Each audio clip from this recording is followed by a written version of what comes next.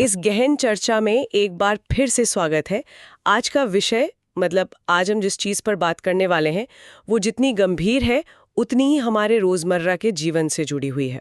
बिल्कुल। आज हम सड़क सुरक्षा, बुनियादी ढांचे की विफलता और उसके बाद मिलने वाली सरकारी सहायता के बीच के उस जटिल संबंध को खंगालने वाले हैं, जिसे अक्सर एक सामान्य खबर मानकर पन्ने पलट दिए जाते हैं, जो इस तरह के हादसों के इर्द गिर्द बुना हुआ है। जी, क्योंकि अक्सर ये देखने में आता है कि एक खबर आती है, कुछ दिन उस पर चर्चा होती है और फिर बात आई गई हो जाती है। हाँ, लोग भूल जाते हैं। बिल्कुल। लेकिन उन फाइलों के पीछे की जो भाषा है, जो जवाबदेही तय करने या उससे बचने का तरीका है, उसे समझना बहुत जरूरी है। अगर हम सिस्टम के काम करने के तरीके को नहीं समझेंगे तो ये कभी पता नहीं चलेगा कि एक ही तरह के हादसे बार बार क्यों दोहराए जा रहे हैं। सही बात है। चलिए इसे थोड़ा विस्तार से समझते हैं। इस पूरी घटना की परतों को एक एक करके खोलते हैं। जी, बताइए। शुरुआत करते हैं 20 फरवरी 2026 की उस मनहूस रात से। ये शुक्रवार का दिन था और शाम के करीब 7:40 हो रहे थे। कानपुर के आवास विकास कल्याणपुर 3 में रहने वाला अग्निहोत्री परिवार औरैया के सहायल गांव से एक 13वीं यानी शोक सभा में शामिल होकर लौट रहा था। उनकी वैन, जो कि एक इको कार थी, उसमें परिवार के 9 लोग और एक ड्राइवर सवार थे। एक सामान्य सी यात्रा लग रही थी, मतलब एक आम घर वापसी की यात्रा। हाँ, और ये यात्रा कानपुर देहात के शिवली कल्याणपुर मार्ग से होकर गुजर रही थी। इसी रास्ते पर बैरी सवाई गांव के पास एक सांचोला माता मंदिर स्थित है। जी देखिए, घटना स्थल का भूगोल समझना यहाँ बहुत जरूरी है। ये एक ऐसा इलाका है जहाँ सड़क के किनारे एक गहरा तालाब है। उसी जगह पर ये इको कार अचानक अनियंत्रित हुई और सीधे उस गहरे तालाब में जा गिरी। उफ, ये वाकया सुनकर ही रोंगटे खड़े हो जाते हैं। मैं सोच रही हूँ कि गाड़ी अचानक तालाब में गिर कैसे गई। यही तो बात है। इसके पीछे की जो क्रोनोलॉजी है, जो घटनाओं का क्रम है, वो स्पष्ट रूप से दिखाता है कि ये सिर्फ एक मानवीय भूल नहीं थी। अगर हम रिपोर्ट्स का विश्लेषण करें तो ये एक के बाद एक हुई कई व्यवस्थागत विफलताओं का सीधा नतीजा था। सबसे पहले तो ये एक काफी संकरी सड़क थी। रात का अंधेरा था और सामने से आ रहे एक बड़े वाहन की तेज रोशनी सीधे इको कार के ड्राइवर की आंखों पर पड़ी, जिससे एक भयानक चकाचौंध पैदा हुई। और उसी चकाचौंध के बीच अचानक सड़क पर एक छोटा मवेशी आ गया। अरे बाप रे! ये एक ऐसा दृश्य है जो भारतीय सड़कों पर सफर करने वाले किसी भी व्यक्ति के लिए बहुत परिचित होगा। सामने से आती तेज रोशनी और अचानक सामने आ गया जानवर।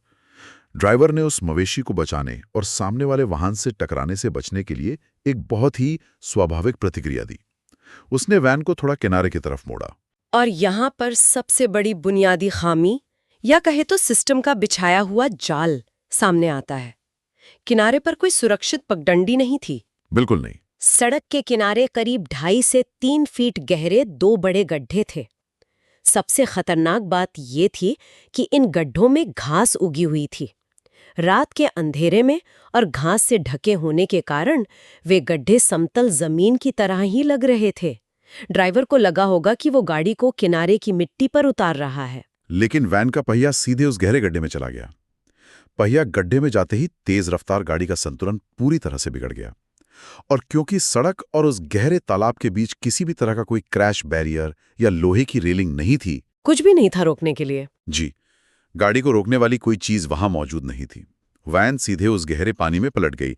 एक क्षण में एक परिवार की सामान्य यात्रा एक खौफनाक बुरे सपने में बदल गई। जरा उस पल की कल्पना करने की कोशिश करते हैं। गाड़ी के तालाब में गिरते ही एक और भयानक तकनीकी समस्या खड़ी हो गई।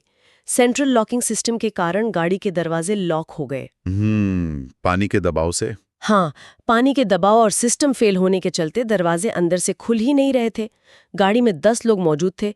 चारों तरफ घुप अंधेरा और गाड़ी में तेजी से पानी भर रहा था। ये एक ऐसी स्थिति है जहां बचने की कोई उम्मीद नजर नहीं आती। लेकिन यहाँ एक जीवन रक्षक पहलू सामने आया, जो महज एक संयोग था। वैन के ड्राइवर साइड का शीशा खुला हुआ था और इसी खुले शीशे ने एक छोटी सी खिड़की का काम किया, जिससे कुछ जिंदगियां बचाई जा सकी। और यहाँ स्थानीय ग्रामीणों की भूमिका को तो बिल्कुल नजरअंदाज नहीं किया जा सकता। जैसे ही हादसे की आवाज आई, इब्राहिम और राम बाबू जैसे स्थानीय ग्रामीण तुरंत वहां पहुंच गए। जी, उन्होंने बिना किसी हिचकिचाहट के अपनी जान की परवाह किए बिना उस ठंडे और गहरे तालाब में छलांग लगा दी। ये सच में ग्रामीणों के अदम्य साहस का ही नतीजा था।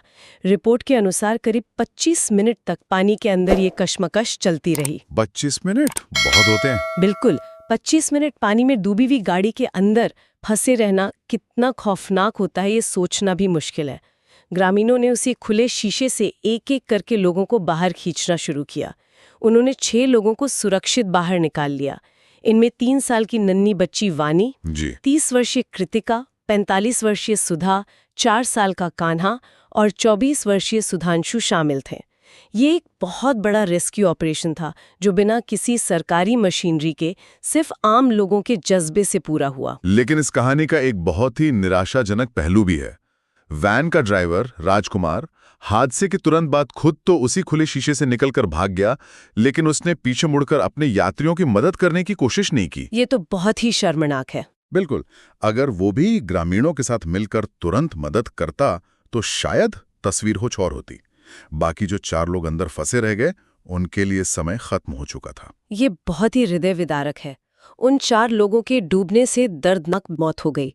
मरने वालों में 60 साल के राजकिशोर अग्निहोत्री, उनकी 55 वर्षीय पत्नी स्नेहलता, उनकी 30-35 वर्षीय बेटी राखी, जिन्हें हिमांशु भी कहा जाता था, और राखी का महज 2 साल का बेटा शिव शामिल था। बहुत दुखद। एक ही झटके में एक परिवार की 3 पीढ़ियां उस तालाब में खत्म हो गईं। एक हंसता खेलता परिवार जो एक सामाजिक कार्यक्रम से लौट रहा था, वो अब कभी अपने घर नहीं पहुंच सका। यहाँ जो बात सबसे अधिक ध्यान खींचती है और जो इस पूरी चर्चा का केंद्र भी है, वो है पूरी तरह से दिखाई देने वाली प्रशासनिक लापरवाही। ये कोई ऐसा हादसा नहीं था जिसे रोका ना जा सके। सही कहा। यह एक एक्सीडेंट से ज़्यादा एक इंतजार करती हुई मौत थी। उस सड़क के दोनों ओर तालाब हैं। थोड़ा आगे चलने पर एक तीव्र या कहें कि अंधा मोड़ आता है। ऐसी भौगोलिक स्थिति में सड़क सुरक्षा के जो बुनियादी नियम हैं, वो पूरी तरह से नदारद थे। मतलब कोई बोर्ड भी नहीं था? न वहां कोई गति सीमा का बोर्ड था, न अंधा मोड़ होने की चेतावनी देने वाला कोई संकेतक या इंडिकेटर था, प्रकाश की कोई व्यवस्था नहीं थी, और सबसे जरूरी चीज क्रैश बैरियर का तो नामो निशान तक नहीं था। बिल्कुल, और रिपोर्ट बताती है कि ग्रामीण कई बार अधिकारियों से वहां बाउंड्री या बैरियर बनवाने की मांग कर चुके थे। हाँ। वे जानते थे कि वहां कभी भी कोई बड़ा हादसा हो सकता है, लेकिन उनकी अपीलों को हमेशा फाइलों के नीचे दबा दिया गया। और इस हादसे के बाद जब जिम्मेदार अधिकारियों से सवाल पूछे गए, तो उनका जो रवैया और बचाव का तरीका था, वो सच में सिस्टम की संवेदनहीनता की चरम सीमा को दर्शाता है। लोक निर्माण विभाग यानी पीडब्ल्यूडी के सहायक अभियंता आर.के. राय का बयान हमारे स्रोतों में बहुत विस्तार से दिया गया है और इसका विश्लेषण करना बहुत जरूरी है। उनका बचाव ये था कि जिस गड्ढे की वजह से गाड़ी अनियंत्रित हुई, वो गड्ढा सड़क की एजिंग लाइन या थर्मोप्लास्ट लाइन के बाहर था। जरा रुकिए, इस एजिंग लाइन वाले तर्क को थोड़ा आसान भाषा में समझते हैं। एजिंग लाइन का मतलब है सड़क के किनारे खींची जाने वाली वो सफेद पट्टी जो डामर वाली सड़क की सीमा तय करती है। जी। तो पीडब्ल्यूडी के अधिकारी का ये तर्क है कि चूंकि वो 2.5 फीट गहरा जानलेवा गड्ढा उस सफेद पट्टी से महज कुछ इंच बाहर था, तकनीकी रूप से वो सड़क का हिस्सा नहीं था, बल्कि तालाब किनारे की कटी हुई पटरी थी। मतलब कागजों पर पीडब्ल्यूडी की जिम्मेदारी उस सफेद लाइन के साथ ही खत्म हो जाती है। ये तो वही बात हो गई कि कागजों पर सब कुछ सही ठहरा दिया जाए, भले ही जमीन पर इंसान की जान की कोई कीमत न बचे। ये एक बहुत ही क्लासिक ब्यूरोक्रेटिक या कहें नौकरशाही वाला जवाब है। जिम्मेदारी से बचने का इससे आसान तरीका और क्या हो सकता है। अधिकारी ये भूल जाते हैं कि वाहन सफेद पट्टी देखकर हवा में नहीं उड़ने लगते। आपात स्थिति में गाड़ियां सड़क के किनारे की पटरी पर ही उतरती हैं, और अगर वहां गहरे गड्ढे हैं तो वो सीधे तौर पर हादसों को निमंत्रण दे रहे हैं। इतना ही नहीं, जब उनसे पूछा गया कि वहां गाड़ियों की रफ्तार धीमी करने के लिए कुछ क्यों नहीं था, तो अधिकारी का कहना था कि वहां पहले स्पीड ब्रेकर लगे हुए थे, लेकिन स्थानीय लोगों की शिकायत पर उन्हें हटाना पड़ा। और सबसे चौंकाने वाली बात उन्होंने क्रैश बैरियर के बारे में कही। उनका बयान है कि अब रोड सेफ्टी के तहत क्रैश बैरियर लगवाने के लिए एस्टिमेट बनाया जा रहा है। ये अब शब्द बहुत भारी है। जी। 4 लोगों की जान जाने के बाद, एक परिवार के तबाह होने के बाद प्रशासन जागता है और क्रैश बैरियर का एस्टिमेट या बजट बनाने की प्रक्रिया शुरू करता है।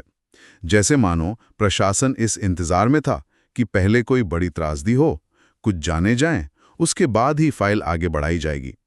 ये किसी एक अधिकारी की नहीं, बल्कि पूरे सिस्टम के काम करने के तरीके की विफलता है। और ये कोई इकलौती घटना नहीं है।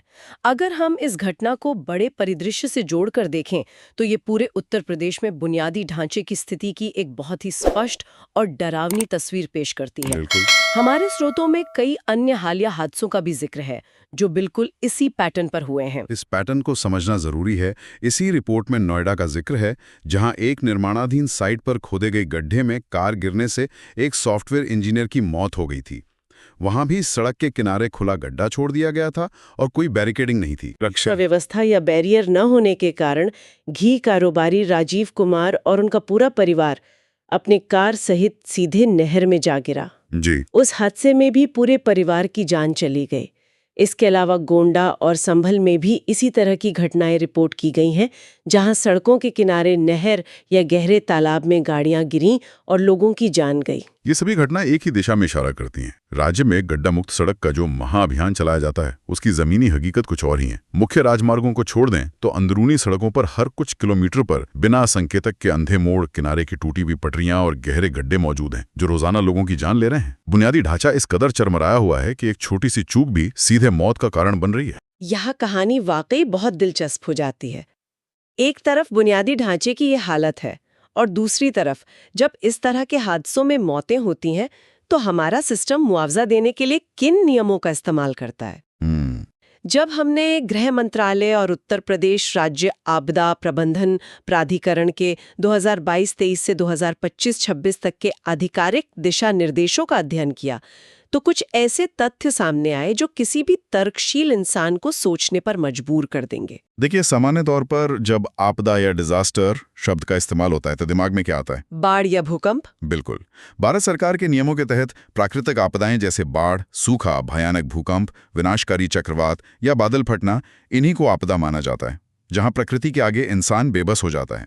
केंद्र सरकार इन्हीं श्रेणियों को आपदा मानकर राष्ट्रीय आपदा मोचक निधि यानी NDRF के तहत सहायता देती है। लेकिन उत्तर प्रदेश सरकार ने इन प्राकृतिक आपदाओं के अलावा राज्य विशिष्ट आपदाओं की अपनी एक अलग सूची तैयार की है। जी। इस सूची में जिन चीजों को आपदा का दर्जा दिया गया है वो हमारे सिस्टम की एक बहुत बड़ी विडंबना को उजागर करता है। उत्तर प्रदेश सरकार द्वारा अधिसूचित आपदाओं की सूची के पॉइंट नंबर 10 पर अगर ध्यान दें तो उसमें स्पष्ट रूप से लिखा है कुआं, नदी, झील, तालाब, पोखर, नहर, नाला, गड्ढा, जलप्रपात में डूबकर होने वाली मृत्यु।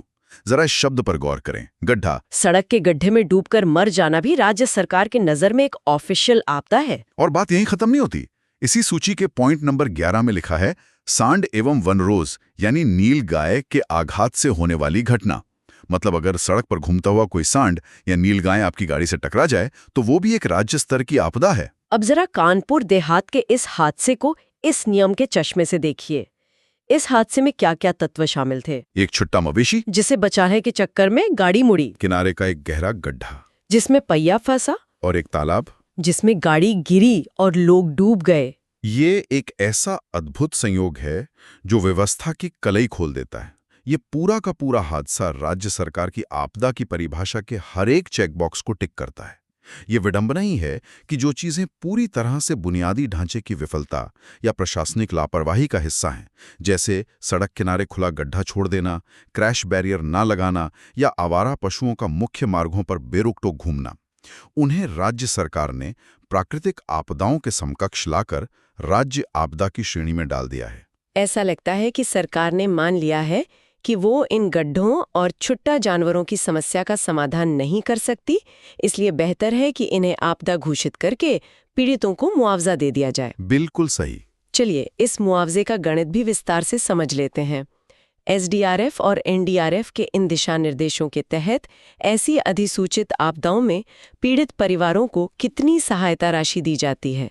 नीतिगत दस्तावेजों के मुताबिक ऐसे हादसों में जान गंवाने वाले मृतकों के परिवारों को अनुग्रह राशि के रूप में प्रति व्यक्ति 4 लाख रुपए का भुगतान किया जाता है।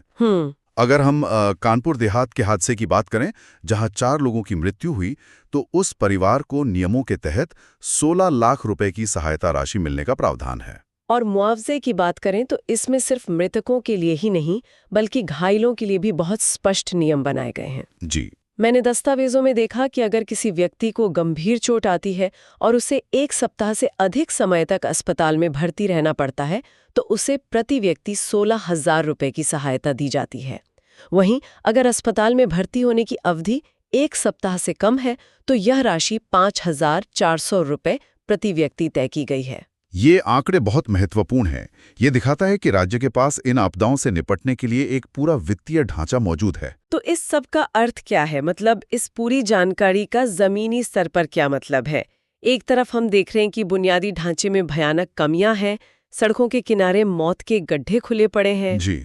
और दूसरी तरफ उन प्रशासनिक कमियों से होने वाली मौतों को आधिकारिक तौर पर आपदा मानकर लाखों रुपए का मुआवजा देने की एक पूरी और सुव्यवस्थित व्यवस्था तैयार है। ये एक महत्वपूर्ण सवाल खड़ा करता है। एक तरफ सिस्टम हर मृतक के लिए 4 लाख रुपए का मुआवजा तय करके रखता है। इसके लिए हर साल करोड़ों रुपए का बजट आवंटित किया जाता है। लेकिन दूसरी तरफ महज कुछ हजार रुपए खर्च करके सड़क के किनारे एक लोहे का क्रैश बैरियर लगाने में या उन जानलेवा गड्ढों को मिट्टी से भरने में महीनों या सालों की देरी की जाती है। आज की इस चर्चा को हम यहीं विराम देते हैं। इस विषय से जुड़ी फाइलों और जमीनी हकीकत के बीच के अंतर पर विचार जरूर कीजिएगा। जुड़ने के लिए बहुत बहुत धन्यवाद।